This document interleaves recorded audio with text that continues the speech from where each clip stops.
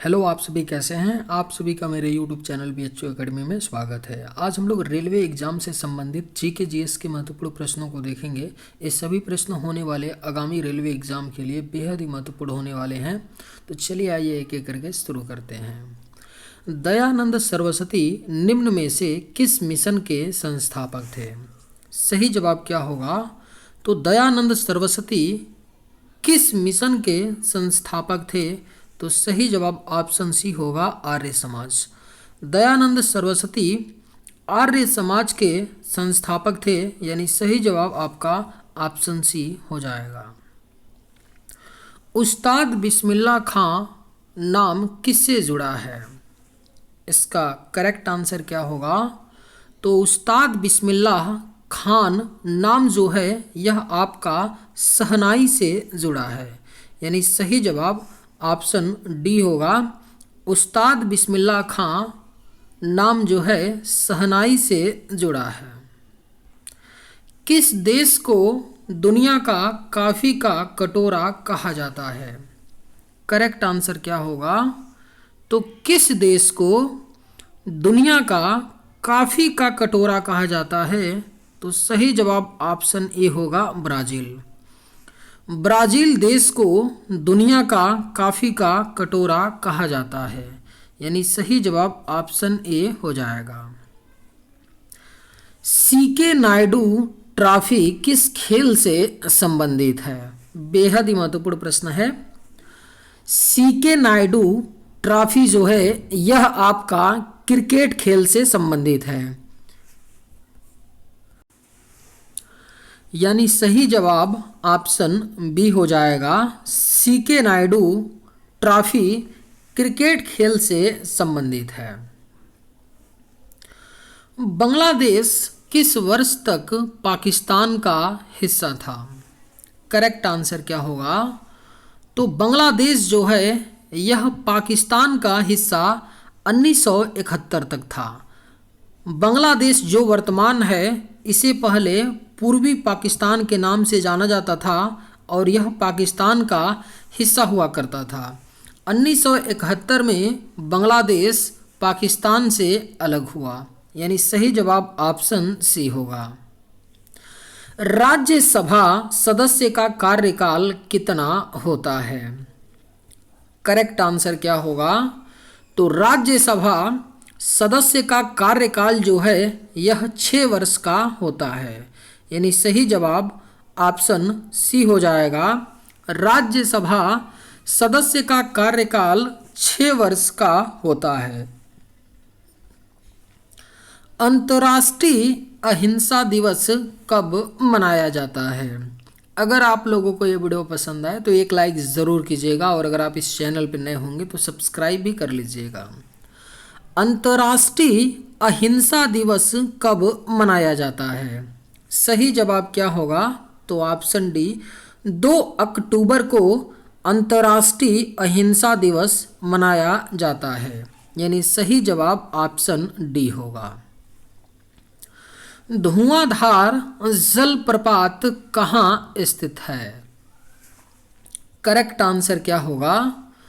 तो धुआंधार जलप्रपात जो है यह नर्मदा नदी पर स्थित है, यानी राइट आंसर क्या होगा? तो ऑप्शन बी हो जाएगा। धुआंधार जलप्रपात नर्मदा नदी पर स्थित है।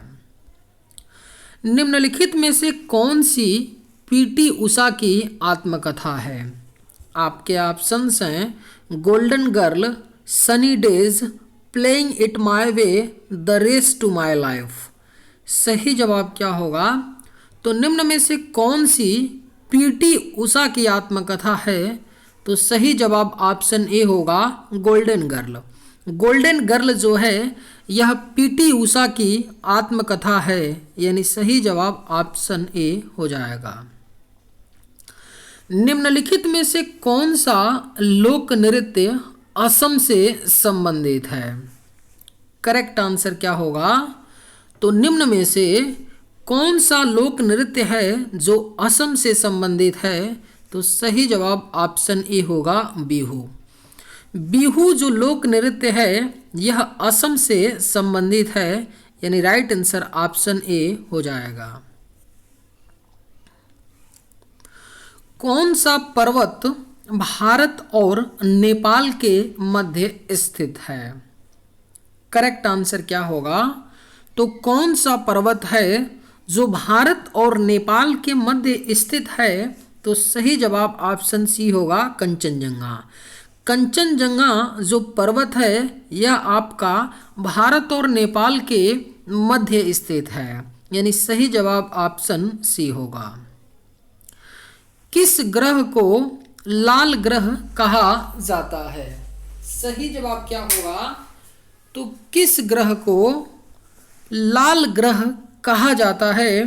तो करेक्ट आंसर ऑप्शन ए होगा, मंगल ग्रह। मंगल ग्रह को लाल ग्रह कहा जाता है, यानी राइट आंसर ऑप्शन ए हो जाएगा। द्वितीय पंचवर्षीय योजना की अवधि क्या थी? बेहद ही महत्वपूर्ण प्रश्न है, पूछ लिया जाता है।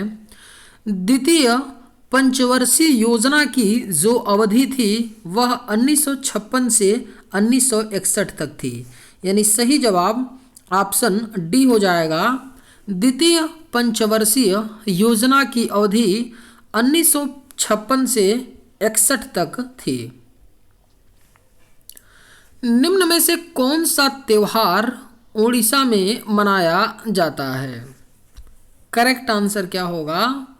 तो निम्न में से कौन सा त्योहार है जो ओडिशा राज्य में मनाया जाता है? तो करेक्ट आंसर ऑप्शन डी होगा, बाली तृतीया ओडिशा राज्य में मनाया जाता है, यानी सही जवाब ऑप्शन डी हो जाएगा। बाली तृतीया ओडिशा में मनाया जाता है। क्षेत्रफल की दृष्टि से भारत का सबसे छोटा केंद्र शासित प्रदेश कौन सा है? सही जवाब क्या होगा? तो क्षेत्रफल की दृष्टि से भारत का जो सबसे छोटा केंद्र शासित प्रदेश है वह लक्षद्वीप है, यानी राइट आंसर क्या होगा? ऑप्शन बी हो जाएगा। क्षेत्रफल की दृष्टि से भारत का सबसे छोटा केंद्र शासित प्रदेश लक्षद्वीप है। 200 रुपये के बैंक नोट पर किसका रूपांकन छपा है? बेहद ही महत्वपूर्ण प्रश्न है, स्टार मार्क कर लीजिए, पूछा जा सकता है। 200 रुपये के बैंक नोट पर किसका रूपांकन छपा है? तो करेक्ट आंसर ऑप्शन ए होगा, सांची स्तूप।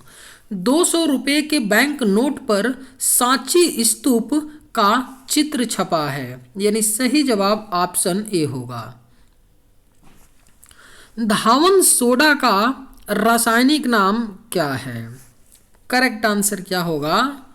तो धावन सोडा का रासायनिक नाम जो है यह सोडियम कार्बोनेट होता है, यानी राइट आंसर क्या होगा? ऑप्शन बी हो जाएगा। धावन सोडा का रासायनिक नाम सोडियम कार्बोनेट होता है। दिल्ली में लाल किले में मोती मस्जिद का निर्माण किसने करवाया था? सही जवाब क्या होगा?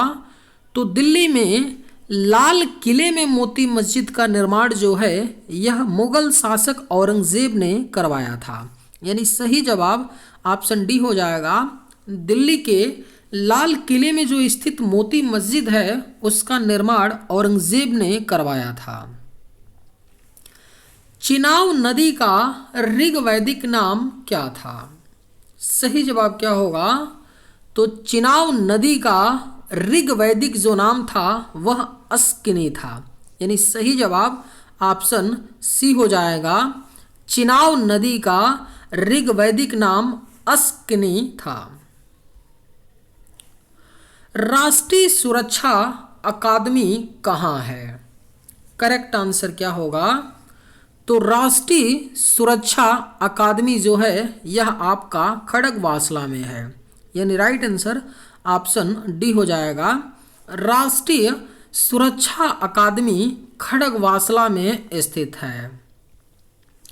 सरदार सरोवर परियोजना किस नदी पर है? बेहद ही महत्वपूर्ण प्रश्न है। सरदार सरोवर परियोजना जो है यह आपका नर्मदा नदी पर स्थित है, यानी सही जवाब ऑप्शन सी होगा। सरदार सरोवर परियोजना नर्मदा नदी पर स्थित है। पोस्ट ऑफिस के लेखक कौन हैं? करेक्ट आंसर क्या होगा? तो पोस्ट ऑफिस के जो लेखक हैं वह रविंद्रनाथ टैगोर हैं। यानी राइट आंसर ऑप्शन ए हो जाएगा। पोस्ट ऑफिस के जो लेखक हैं वह रविंद्रनाथ टैगोर हैं। बाल्टिक समुद्र को उत्तरी समुद्र से मिलाने वाले नहर हैं। आपके ऑप्शंस हैं किल नहर, स्वेज नहर, पनामा नहर, इनमें से कोई नहीं। सही जवाब क्या होगा? तो बाल्टिक समुद्र को उत्तरी समुद्र से मिलाने वाली जो नहर है वह आपका किल नहर है। यानी राइट आंसर क्या होगा?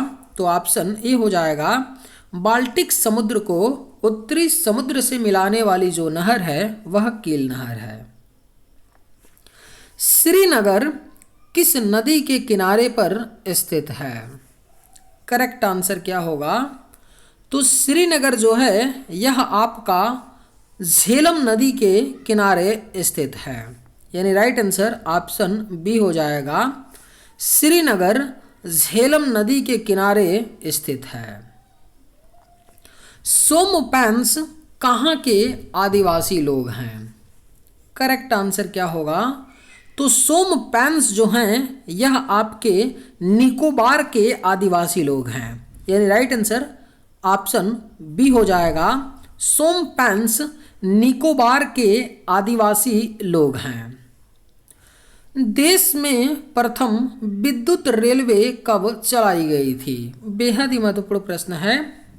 देश में जो प्रथम विद्युत रेलवे चलाई गई थी वह 1925 ईस्वी में चलाई गई थी। यानी सही जवाब ऑप्शन डी हो जाएगा। देश में प्रथम विद्युत रेलवे 1925 में चलाई गई थी।